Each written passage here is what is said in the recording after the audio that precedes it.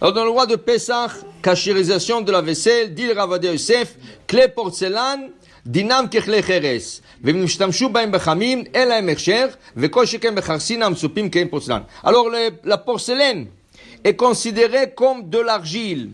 Et pourquoi comme de l'argile? Parce que la porcelaine est composée de deux matières, l'argile et le verre. L'argile absorbe, mais ne rejette pas. Le verre n'absorbe rien. Mais ici, le verre est par-dessus l'argile. Okay?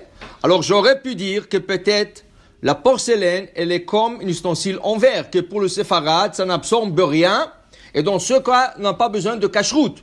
Et pendant l'année, si une erreur se produit avec la porcelaine, ça veut dire il a pris un toast chaud avec du fromage, pizza chaude avec fromage, et il a mis sur une porcelaine de viande, j'aurais pu dire peut-être, c'est du verre. Alors ça n'absorbe pas, mais c'est pas comme tel, c'est considéré comme kli cheres, c'est considéré malgré la couche en verre qu'il y a là-dessus, c'est considéré comme de l'argile. Dans ce cas, la porcelaine n'est pas cachérisable.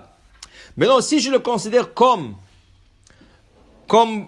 argile, il y a une autre halakha qu'on peut étudier de ça. L'argile n'a pas besoin de mikvé. Alors dans ce cas, tu n'as pas besoin d'emmener la porcelaine au mikvé.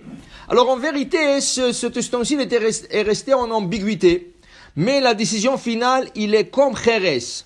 Alors il y en a qui pensent qu'il n'a pas besoin d'aller au mikvé, il y en a qui pensent qu'il va au mikvé à cause de la couche en verre qui est couvert là-dessus, mais sans beracha.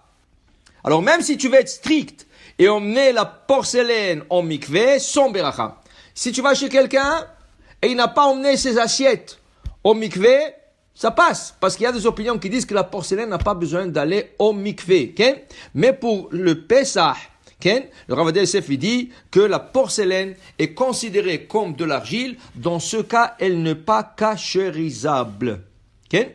Il y a une opinion pendant l'année, mais pas pour Pesach, pendant l'année, que si tu achètes une set de vaisselle très chère, quand on dit très cher, on parle de 3 000, 4 000, 5 000, 6 000 $. Il y a des porcelaines qui sont très chères. Okay? Ce type de porcelaine, tu l'as acheté dans un encan. Tu l'as acheté dans un garage. Tu as reçu comme héritage. N'importe quoi. Et c'est très cher. Et tu ne peux pas rien jeter comme ça. Ou c'est sentimental.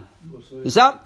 Alors dans ce cas, il y en a le Chacham Tzvi qui a permis de prendre la porcelaine et la mettre dans un placard pendant 1 an et de ne pas l'utiliser. Il dit que tout ce qu'il y a dedans, la porcelaine ne rejette pas, mais tout ce qu'il y a dedans, il fond. C'est ça, comme la poussière. Et après ça, tu fais la hagala, et après ça, tu le remets dans la... Ça veut dire que chaque assiette, tu prends chaque assiette et tu la trempes de l'eau bouillante. Après, non. Tu trempes chaque assiette dans l'eau bouillante pendant 3 fois et c'est cachère. Cette opinion, pas tout le monde qui sont d'accord, mais dans le cas qu'on appelle des cas de force majeure, on s'appuiera sur cette opinion. Mais pas pour Pesach. Pesach, c'est rien qu'une semaine. Tu peux t'en passer.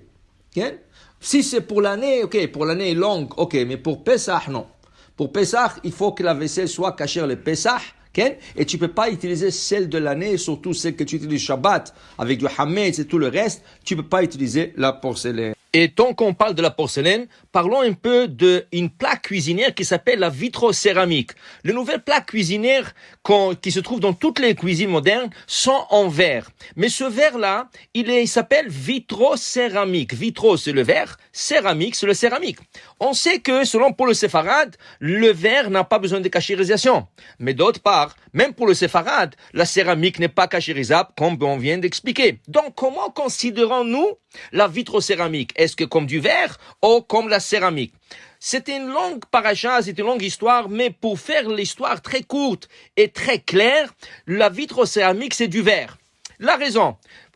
Pourquoi le verre n'a pas besoin de cachérisation? Parce qu'il n'absorbe pas.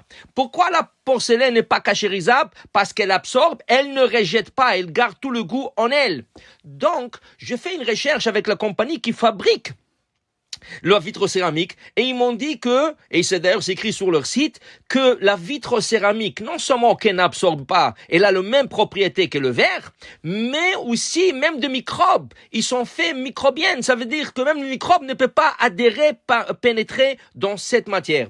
Alors pourquoi ils ajoutent la céramique? La raison qu'ils ajoutent la céramique, parce que le verre est fragile. Alors ils ajoutent un certain pourcentage que eux ils disent qu'ils ne peuvent pas dévoiler parce que c'est un secret de production. Ils ajoutent un peu de céramique pour endurcir la matière. Qui veut dire, si vous prenez une marmite et vous la jetez sur la céramique, oui, pas beaucoup de force, mais rien que doucement vous la jetez sur la céramique, la vitrocéramique ne va pas éclater. Alors c'est la raison pourquoi ils mettent la céramique, mais ça a tous les propriétaires d'un verre. Donc, pour l'année, vous allez quelque part dans vacances et vous avez la cuisinière vitrocéramique et elle est un peu sale, nettoyez-la, ouvrez les plaques pour 5-10 minutes pour qu'il chauffe un peu et elle est propre, elle est cachère, vous pouvez cuisiner là-dessus. Pour Pessah, la même chose, vous nettoyez avec un produit du fabricant, vous allumez un peu les plaques et c'est cachère pour Pessah. Ceux qui veulent être un peu plus stricts jetteront un peu de l'eau bouillante sur la plaque après avoir éteint le feu, ça veut dire tous les éléments, et ils jetteront un peu de l'eau bouillante et c'est caché les Pessah. Mais une chose que vous devrez savoir, même ceux qui sont très stricts, ils ne peuvent pas mettre du papier aluminium sur la vitrocéramique. La vitrocéramique doit respirer. Et si vous mettez du papier aluminium, 100% garanti, votre vitrocéramique éclatera ou se fera des fissures. Après Pessah, vous allez voir que toute la plaque est fissurée et le fabricant ne va pas vous le garantir. Donc, nettoyez-la bien.